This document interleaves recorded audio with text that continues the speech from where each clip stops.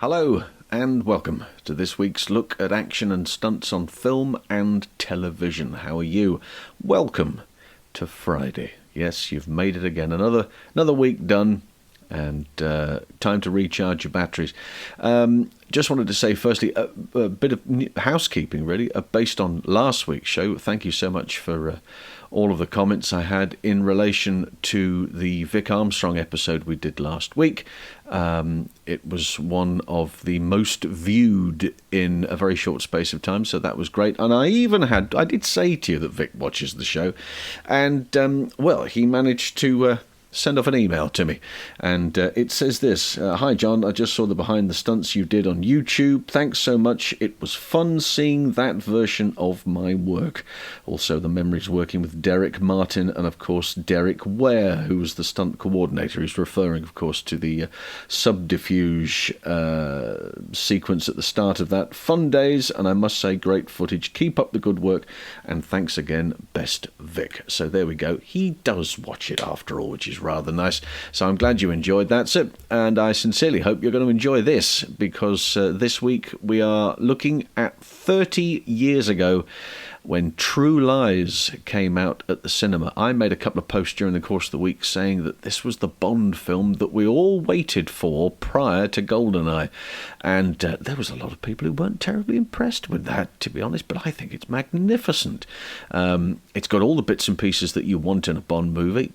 It's funny, it's got a good leading man, it's got a great leading lady, it's got a bit of good plot, some splendid characterization in there, well cast, and of course action scenes left, right and centre. Big ones, small ones, some as big as your head. There's a whole bunch of bits and pieces there, and to celebrate that, it is of course responsible under the guise of Joel Kramer. Joel Kramer is the man who was responsible for all of that, and of course does a huge amount of work in this picture. So let's take a little look at some of the action sequences, and towards the end, well, we've managed to get ourselves a bit of an exclusive. More on that after this. So, True Lies, let's have a go at this. We open with the snow job at the start. There's some terrific stuff going on. It's just the way in which everything is set out. The set pieces, the movement by the stunt performers, the special effects work here. Huge explosions. Really, really dedicated stuff. Look, massive explosions. It's great against the night and the snow. That all works. Great bit of doubling going on here as well, because obviously Arnie runs in a particular way, and does a huge proportion of his own action. But when the stunt work is provided, these are shots that he doesn't need to be in, that is Billy Lucas, who's doing all of the tricky bits here, and then you even get a chance to see him in relative close-up. I've blown this one up a little bit for you. Slight prosthetic he's wearing, but it's definitely Billy. It's a lovely little thing. The bathroom fight is another example. It's Max Daniels there, who's on the right-hand side, and he's going to find himself, well, in a riddled with bullets in just a moment, and there it is. So he gets his comeuppance there. Again, Billy Lucas doing a large proportion of the fight. That's him there, and then Arnie will step in for those pickup shots along the way when they need to see more of the action hero before Art Malik bursts in. One of my favourite moments from the entire picture is the horse chase, as I've referred to it. He's chasing your man, who goes out through the window here, crashes out through there, and then Arnie does a similar exercise again. Billy Lucas doing all of the bits and pieces here, and landing on members of the public outside, including Donna Keegan. A nice little drag off the motorcycle here. Jimmy Roberts is the motorcycle double here, and then brought back round the other way. This is Donna in the SUV, and crashing into her is Wally Crowder in there, and then again Jimmy, who is on the motorcycle. Arnold does a lot of his own horse riding, rides very well, very clearly him in a great many shots, but there are some shots that he's not able to do and will be doubled. But everything you see here all of the traffic, that is all ND performers, as is here. Many performers in the way of the horses, so that the other actors that are in the shot, they can get themselves into a position to get between them and the action coming through. Little trio here over the left-hand side of that shot. You will see firstly Charlie Pacerni, who is one of the guys, is there. Bob Heron on the left-hand side of that, and Manny Perry is in charge of the bass guitar as the horse comes hurtling through the shot. And then it runs out the other side, it goes through the water into the elevator sequence, and of course the motorcycle goes into one elevator, and Arnie and his mount go into the other one. The other one, in this particular instance, is occupied by a very famous stuntman, Lauren Janes. Lauren Janes, of course, was Steve McQueen's stuntman for many years. And Jimmy Nickerson rides the horse in. You'll know Jimmy, of course, from his work on the Rocky pictures, the first three in particular, where he was fight coordinator. So Lauren, good idea to have him in there as a stunt performer, because he can be there for safety purposes. He knows himself around horses. These horses, of course, will be trained for the purpose of going into smaller spaces. And then Jimmy Roberts again for the motorcycle jump. And some of this, obviously, the takeoff will be done at a particular location, probably for a type of green screen. They've added a great deal of it so you can see the road behind, and then Arnie says, well, come on, and the horse decides to have a go, starts riding at it, and they do the sequences in between Arnie and the double. There's Arnie there, gets too close to the edge, and then the horse puts the anchors on and decides, not in a million years, my friend, we're going nowhere, and launches Billy over the top. And if you're going to go expensive, that's what I say, but still very cleverly done. The next part is the shootout at the docks, and again, huge amounts of explosion going on, but we've changed doubles here. This is predominantly Peter Kent, and again, Donna will be involved in all of the doubling purposes for Jamie Lee. That's Peter there. More explosions there, and the firework in here is magnificent, but diving into the water is Peter. And then we have this.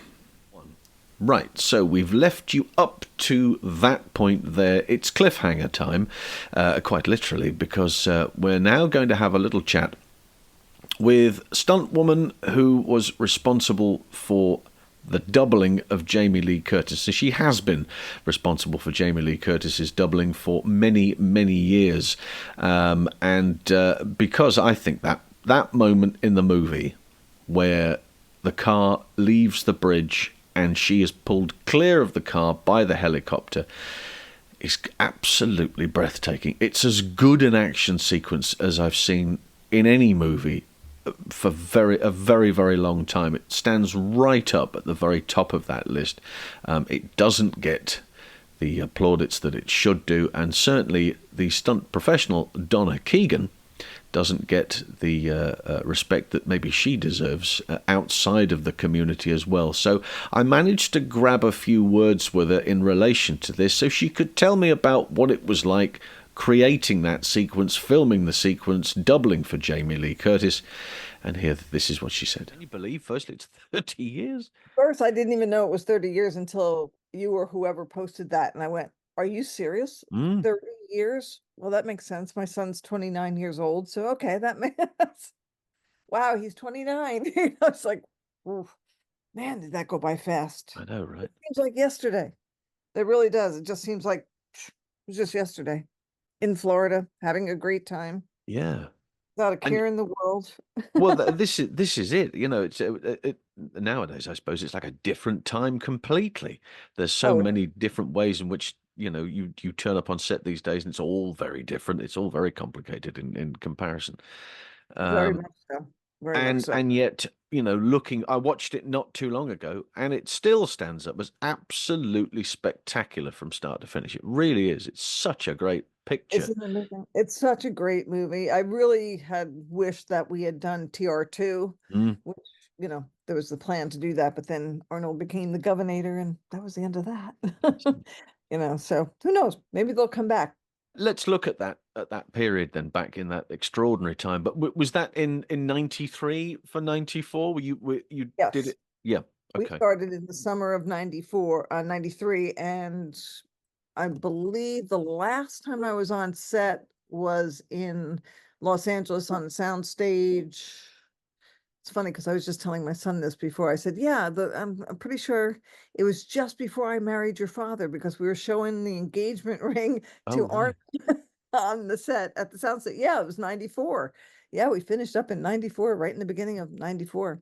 Somewhere in And February or March was the end of it. and your first involvement was presumably was that communication from Joel Kramer to say, this is the picture I'm doing and I'd like you to be involved in it. Is that how that worked back then? Uh, Trying to remember because I had already been doubling Jamie for a while, Okay. and Jamie might have told me that it was coming up, Right. and Joel said, "Yep, we're going to be doing a picture with Jamie," and because I had known him for many years before Yeah. then. Yeah.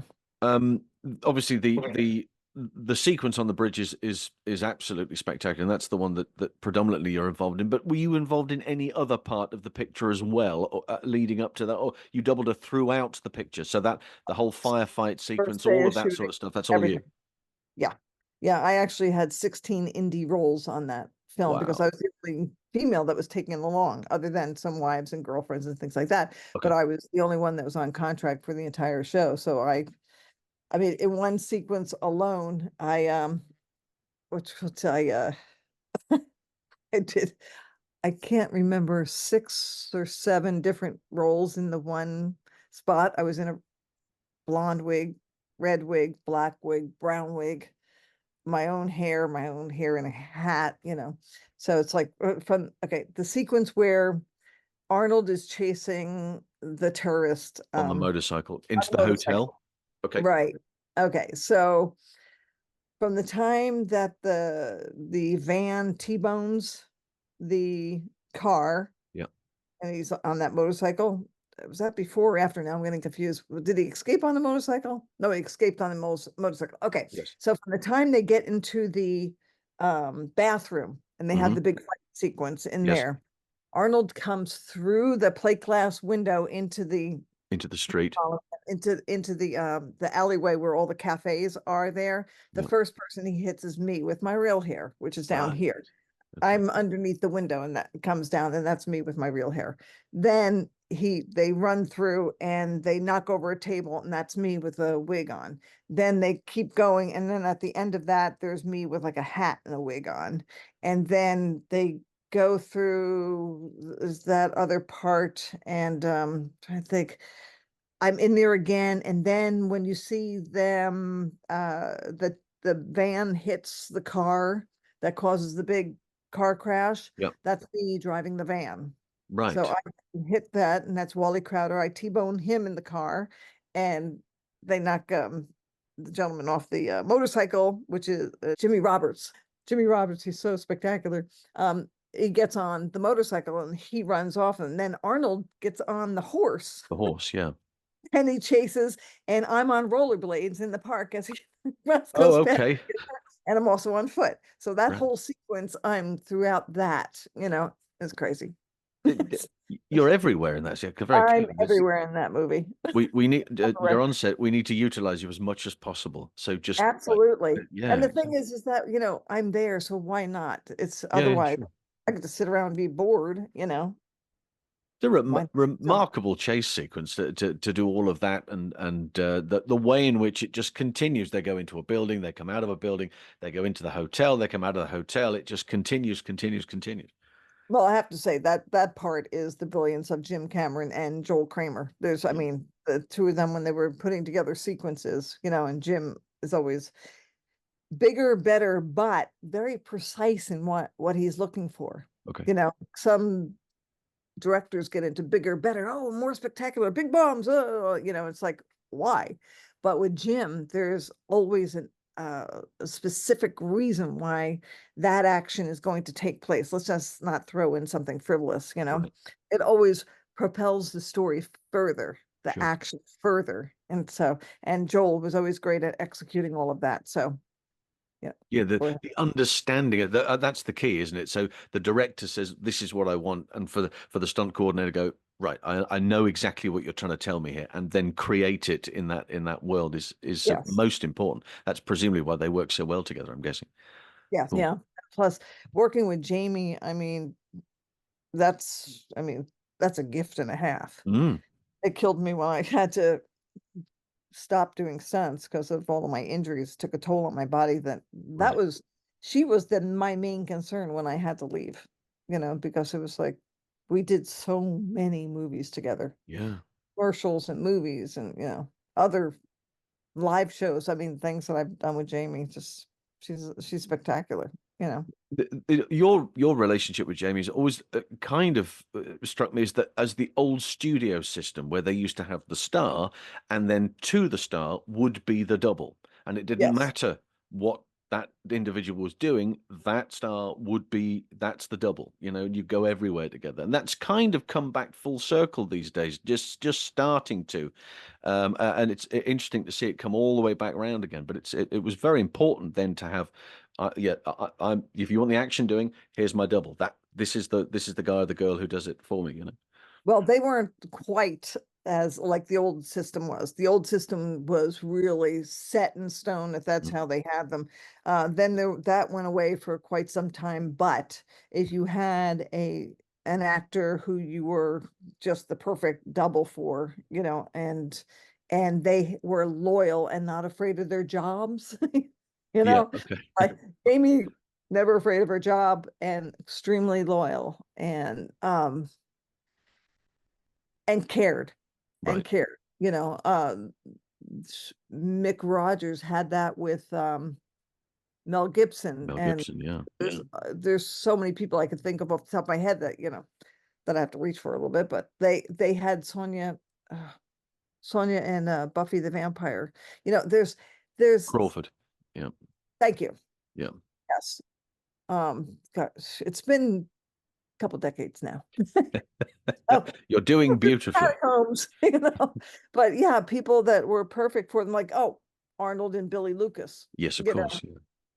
hand in glove. Yeah. So they're very loyal and you get to stay. The majority weren't that way. The majority aren't that way. No. And All right. I'm glad to hear that you're telling me that it's going it's back to kind of that. coming back. Yeah. There are Yeah. people that you kind of associate stunt doubles that you associate now with this actor or that actor, and they are uh, it, uh, who's a good example? Chris Hemsworth is a Uh-huh. great example. His stuntman, Bobby Hanton, Hmm. is technically contractually obliged, regardless of what it is that Chris does. He goes with him. If it's commercial, if it's television, if it's film, he's always Right. there. And Well, again, sometimes you get a situation like that where you have somebody who's so perfect yeah, in doubling you, and they can, like with Jamie, I can mouth her words and people think yes, it's her speaking yeah, because we look so much alike, and our mannerisms became the same, our cadence was the same, everything became the same.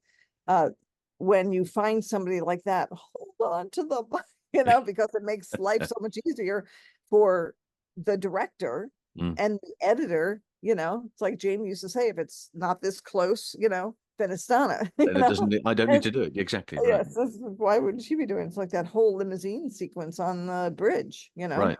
and that was so dangerous in doing it. And it's so, the timing had to be perfect on everything, that I actually did the whole thing and then showed Jamie my actions and she repeated what I did, Right. because it would be kind of crazy, for me to sit there and try to worry about repeating her actions when Yes, of I'm trying course. to Yeah. live through it. So it was perfect. And Jim was like spot on and loved that whole idea to do it that way. So that was great. And what's fascinating, particularly from a viewing perspective of that entire sequence, that moment that and am I right in saying it's leading up to leaving the bridge with those shots where you're facing the helicopter, the car's going behind, and there's that Billy hanging from the helicopter there. Yes. Right. So all of that extraordinary sequence of the shots back and forth, but as it actually leaves the bridge, if it was filmed in any other way apart from above, it just wouldn't have worked. It's this that moment where it falls away, you come out, and then the whole thing goes off together. It's absolutely astonishing. It's the timing of the whole thing that I find mesmerizing. So do I, because it was Yeah. like it literally was an out of body experience. Literally. When I could see the flames coming and all I could hear was whoop, whoop, whoop, whoop, whoop, whoop, whoop of the blades, Right. the wind, and I see the fire, and I know that somewhere after that wall of fire, the limousine will be gone. Right. But I won't, I don't know when. We're going like 60 some miles an hour, and I see flames, and I figure, okay, anytime, as long as I'm hand in hand, I'm good to go. Okay. And yeah, as soon as it was like this suction feeling, because I was inside a bucket Right. inside the thing to make sure that I wouldn't, get caught up on the sunroof or anything. Yep. Um, and when that pulled out, that suction of it sucking out of there and being set free, I'm hanging, and I'm over here looking at me hanging over there. Right. Having an out of body moment. That was bizarre. It Wow. was very euphoric. I mean, the adrenaline, I'm sure, puts you in a state, but I can't explain how that happens. How can I see myself over there? Yeah. Because I know what I'm saying to Joel as we're doing it, because Arnold told me to mouth, Yep. like, Harry, whatever comes to your mind about, what, as you're being saved, just say it and we'll dub it in later. Okay. What Jamie will dub in whatever you're saying. Just say it so that it looks like you're actually talking to him. So I did, and I was like, oh my God. Oh my God, I can't, Harry. Oh my God, I can't believe thank you, Harry. Oh my God, Harry. And I could see myself over there saying, this is amazing. Isn't this euphoric? That's what my Donna is telling, Right. Helen, Yeah, the exactly. character. It's like, you've lived, you survived. So yeah, it was mind-boggling. Okay. The how long had you worked on that sequence? Because I know there was a great deal of rehearsal, obviously getting and all of that moving around. How long were you working on that gag in order to get from the rehearsal perspective to the final shooting day? Do you remember? Was it over a long period of time getting it right, getting the timing right, working with Chuck Well, Tamboro? I know that technically Jim and the driver and the creator of the remote control limousine Yeah. worked at it for months. I was brought in a couple of months before the shoot to go to the Mojave Desert and test it. So we did a full day of testing, and it was just wow, banging in and out of that limousine, just because they were trying to get the remote control to work, Mm. properly. Um, so that was a lot of fun. I have pictures of me hanging with all sorts of stunt pads on, Yeah. I'm not in Just wardrobe. in case. Yeah, I'm exactly. just trying to make sure I don't break anything before the shoot, and it would go up, and then I'd slam down on the roof, or I'd hit into the side. So I was pretty tattooed from it, but for all intent and purposes, as practical, technical rehearsal to experiment with something, it went Mm. really, really well. I don't Right. want you to think for a moment that I was like going, oh my God, my life's in danger. Yeah, it was a lot of, bumps and grinds along the way Sure. that day. But that's why we did it. So that when it came time for the big, we were supposed to go like 30, 35 miles an hour. And I think we are up to 60, 65, Yeah, it something like looked that. way Oh, quicker. Yeah. oh yeah, we were going really fast, but we never got above 25 or 30 in the Mojave Desert. Okay. But we didn't have the bucket built in all either at that Oh, point. right. So it From was what I much more remember, complicated. Yeah. it was much more, um, everything was, trial and error, but Jim and the guys, all of them, they were amazing. The Fisher brothers and all. Remarkable to think that was also Boy, a Father and son. a remote control car, Yeah, because you see remote control obviously the cars. driver Yeah, yeah, right. You see remote control cars all the side. time, but this thing, Yeah, it's a full-size limo. This thing really was shifting. yeah, Um, and it was going like, bouncing around and stuff. So yeah, yeah, one wrong move and Absolutely spectacular. That Now, was the other thing, of course, which is very well documented, is that Jamie then had to do it herself from yes, hanging underneath the helicopter a couple of days before her birthday, I think is remembered. And of yes. course, Jim is the cameraman, right? So to get her reaction shots, and she's wired. Now, I just wanted to just understand the whole thing that obviously she's wired. There's a wire right through her costume to get to and for that purpose. But that when you're in the car and you are making that transfer with Joel, are you wired there at all, or that's a handheld as you're leaving? Oh no, I'm wired. You are wired. Okay, just The I whole guessed as the much, but just wanted entire to double check. sequence. I have a custom made harness that I Right, designed for this. Um, and the entire sequence, I'm not wired. I'm right. free On the and roof of all the vehicle.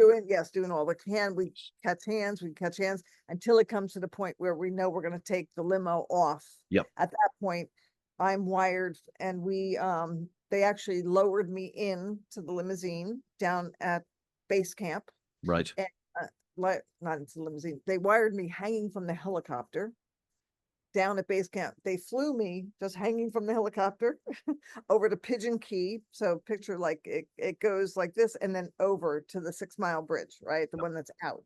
Right. He had big trees. So they had to get past Pigeon Key with the helicopter before they can bring me down. Okay. And that's why we didn't do it prior to. So we hovered just above Pigeon Key.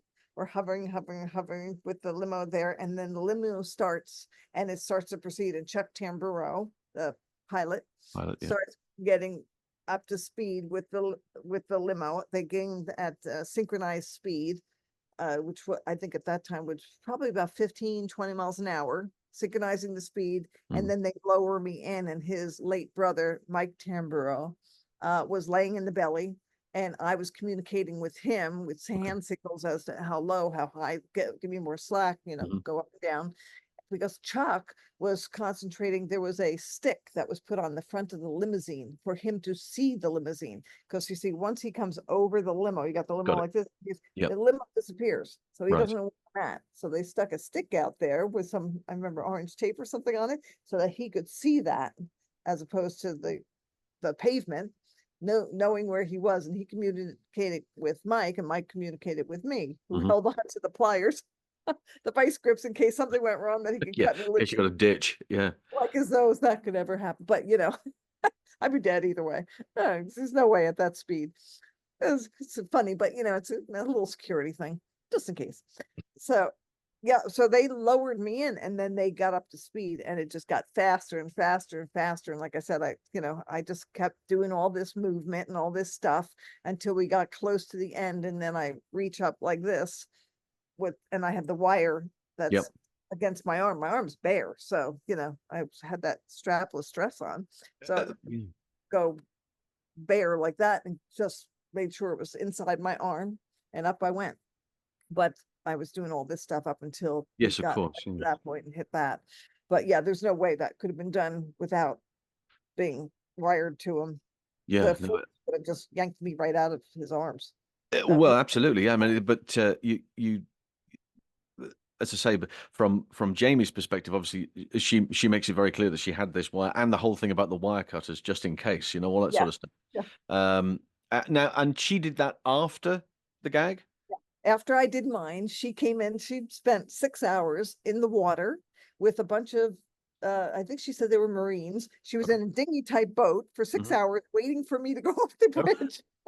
I did not know where she was. no, In fact, I did not know I was doing that stunt until that morning when I had to really. got picked up to go to the set. And Joel said to me, "Hey, kiddo, guess what? We're going to do that today." Because Today's he the was day. thinking Wow. about it the night before. I mean, what can you do? All the planning's done. Yeah. So why stay up? So I thought I was just going to set it as a normal day and say, "Hey, we're doing it today."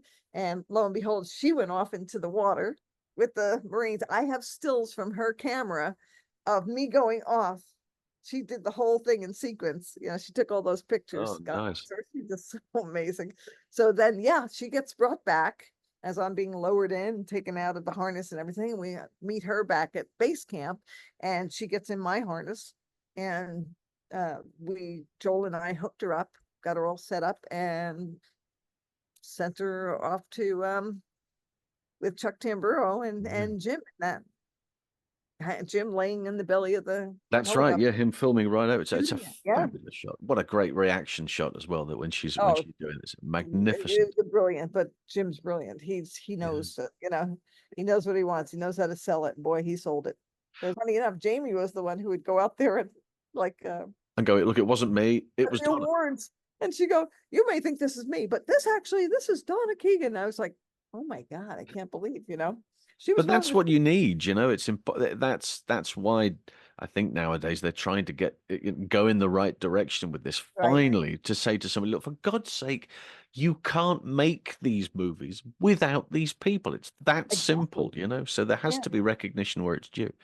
And yeah. that another reason for doing this, and thanking you for all of the fabulous moments that you've given us on screen, and say particularly in this movie, because we're featuring it this week. It's an absolute joy, Honestly, my pleasure. My absolute pleasure. joy. It was a great, great career. It really was. It was You, great. well, that's it. You worked on so much, and we talk about this moment because it's one of those iconic moments, that 9 when months of people, filming, which yeah, is unusual at that time for a woman to be on a film as a stunt performer. It was unusual because you only really one, there weren't a lot of huge action roles for women, Mhm. number one. Number two, any little bit of action was just a little bit for a woman, and the rest was all the guys, Yeah. doing everything. But I was there because it was Jamie, and so I was there the entire time Yeah. because hers was from start to finish, so it was great. Well, I mean, it is well deserved, and any plaudits that you receive because of it, you take richly, because you deserve every moment of it. Oh, A fabulous film, and a fabulous performance by you, and many thanks for taking time to speak to me today. I'm very grateful oh, to my you. pleasure. Anytime for you, You say all the right thing. as Straight top of always. the Christmas card list once again. How lovely. Bravo. Bravo. There we go. A perfect end to our look at the incredible action that is True Lies from 1994, with none other than Donna Keegan responsible for doubling Jamie Lee Curtis. And she's all over that picture, as she mentioned. She's in the street sequence. They're jumping out of the window on top of her, and then she's at another table wearing a different hat and a wig. And then she's in the car. She's in that people carrier. Is it an SUV? SUV, I suppose it would be in the States. That is then T-boned by Wally Crowder in the car. There's a whole bunch of bits and pieces going on. It's marvellous. If you haven't seen it, and it's this type of movie that, and I speak predominantly from a UK perspective here. We have a cinema in the UK called the Prince Charles Cinema in London, and they often do lots of screenings of unusual pictures, movies that maybe haven't seen the light of day for quite some time, and I was rather hoping that maybe this was going to be one of them. I don't see it on the listings at the moment, but if it is and you're in London, do go and see it on the big screen. You will not be disappointed. It is something that you really should see on the big screen. It's magnificent. Anywhere else in the world, if there is the possibility of you seeing it on the big screen, do that as well. If there is any of those cinema chains or independent cinemas that are going to do a screening at some point. Otherwise, crack out the Blu-ray if it's on there, and DVD, and have an evening of joy whilst watching True Lies. I hope you've enjoyed that. Next week we're going to have a little look, because it's the celebration, of course, of D-Day on June the 6th. So quite quickly after that, we're going to be having a little look at, well, what I think is one of the very best war films of its kind. And I know that veterans have said exactly the same thing. You know exactly what I'm going to say, don't you? Yes, it is Saving Private Ryan. There are some remarkable action sequences, and we're going to have a look at some of them, and hopefully talk you through them and find out what's going on, who's doing what and why. So, an awful lot to pack in, but until next time, it is bye for now.